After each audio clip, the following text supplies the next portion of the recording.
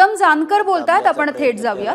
त्याच पद्धतीचं वातावरण सगळ्या महाराष्ट्रामध्ये आहे आणि याचा कुठं ना कुठंतरी शोध घेतला पाहिजे।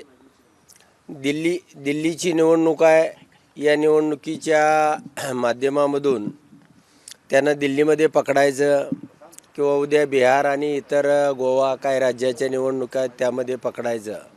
चोर हा कुठं ना कुठंतरी पकडला जातोच, म्हणून आज पहिल्यांदा रात्री आम्ही आलो। संजय राऊत साहेब आमचे नेते आहेत, गेले अनेक वर्षे अनेक दिवस ते लढाया करतायत। अगदी जेलमध्ये सुद्धा त्यांना टाकून त्यांचा आवाज दाबण्याचा प्रयत्न केला, पण ते ज्याही हिमतीनं लढले त्याच हिमतीनं आम्ही सुद्धा लढतोय, परिणामाची चिंता न करता लढतोय। आज केजरीवाल साहेब अजूनही बरेच बिहारचे मनोज कुमार झा बऱ्याच लोकांना भेटणार आहोत, चर्चा करणार आहोत आणि पुढचं जे मोठं सेशन आहे त्यावेळेला जंतर मंतरवरती एक मोठं आंदोलन घेता येतंय का। 25 तारखेला निवडणूक आयोगाचा स्थापना दिवस आहे 25 जानेवारीला, आणि त्या दिवशी मी जंतर मंतरवरती बसणार आहे। एक निवडणूक आयोग सशक्त असला पाहिजे, त्याच्या अंगामध्ये निवडणुका घेण्याचं बळ असलं पाहिजे आणि तो पारदर्शी असला पाहिजे। अशा पद्धतीची व्यवस्था या देशामध्ये तयार करणं, निर्माण करणं, आणि आता महाराष्ट्रामध्ये ज्याही पद्धतीने यांनी मताची चोरी केली आणि त्यामध्ये जिंकणारे पराभूत केले आणि पराभूत जिंकून टाकले, म्हणजे जे 10-5 हजारानं पराभूत होणारे होते ते लाखाच्या फरकाने आले, आणि जे लाखाच्या फरकाने माझ्यासारखे निवडून येणार होते ते बरेचसे पराभूत झाले, माझ्यासारखे काटावर आले। आणि म्हणून या दिल्लीमध्ये सगळ्यांच्या भेटीगाठी घेऊन आम्ही पुढचं धोरण ठरवू। उद्या निवडणूक आयुक्त राजीव कुमार यांना आम्ही भेटणार आहे आणि 25 तारखेला जंतर मंतरवरती त्या ठिकाणी एक दिवस आम्ही सत्याग्रह करू। आज पहिली भेट आहे, काय घडलं महाराष्ट्रामध्ये त्याचा डाटा मी संजय राऊत साहेबांना दिला। गानोरे गावात 1 मिनिट 25 तारखेच्या आंदोलनात कोण कोण सोबत असणार आहे? नाही, आता चर्चा होईल, 2-3 दिवस आहे दिल्लीमध्ये। सगळ्यांशी भेटल्यानंतर आमची कॉन्स्टिट्यूशन क्लबला प्रेस होईल, त्यामध्ये आम्ही ती जाहीर करू कोण कोण बसणार आहेत। आणि कुणीही नाही बसला तरी मी 3 लाख लोकांचा प्रतिनिधी आहे, मी बसलो म्हणजे 3 लाख लोक बसले असं समजून चालायचं। एक गावानंतर दुसरा गाव हात वरती करून वोटिंग सिनेरिओ करतोय।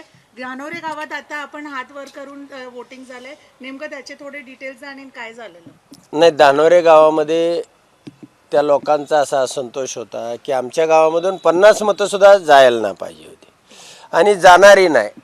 सगळ्या गावानं ग्रामसभा बोलवली आणि त्या ग्रामसभेमध्ये सगळ्या 600 महिला 600 पुरुष असे 1206 लोकांनी हात वर करून मतदान घेतलं।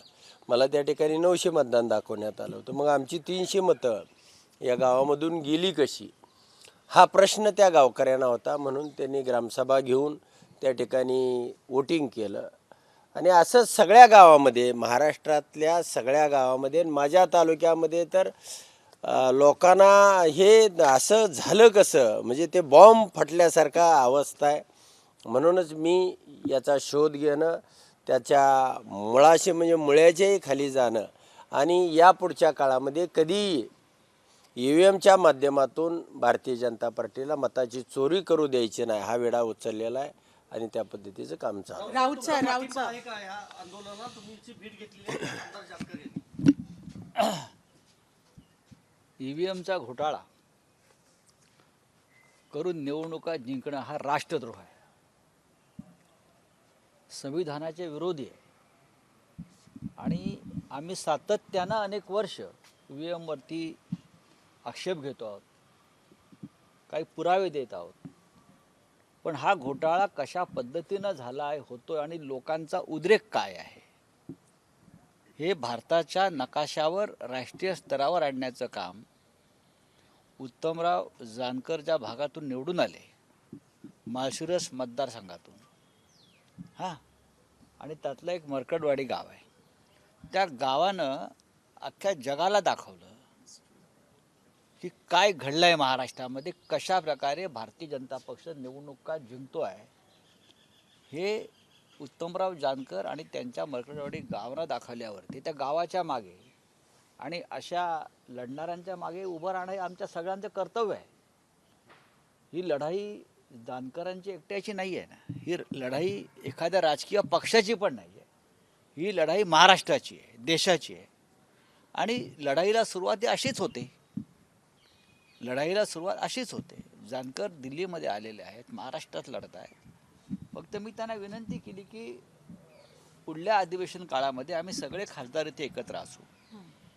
आपण त्या संदर्भात मुंबईत बसून एक माननीय पवार साहेब, उद्धव साहेब यांच्याकडे बसून एक चर्चा करू आणि पुढल्या महिन्यामध्ये जे अधिवेशन होईल 30 दिवसाचं, त्या काळामध्ये आपल्याला ही महाराष्ट्राचा जो उद्रेक आहे तो पुन्हा एकदा जंतर मंतरला आपण एकत्र बसून आंदोलन करू आणि लोकांसमोर आणू. आमचा नक्कीच पाठिंबा राहील. पाठिंबा का नसणार? जे जिंकलेले आहेत ते अजून धक्क्यातून सावरलेले नाहीत आम्ही कसे जिंकलो, आणि जे हारलेले आहेत, जे जिंकणार होते ते हारलेत, तेही धक्क्यात आहेत. दोन्ही बाजूनी धक्के बसले आहेत, जिंकणाऱ्यालाही बसला आणि हारणाऱ्यांना बसला आहे. हा ईव्हीएमचा धक्का आहे. Thank you so much sir. ABP माझा, उघडा डोळे बघा नीट.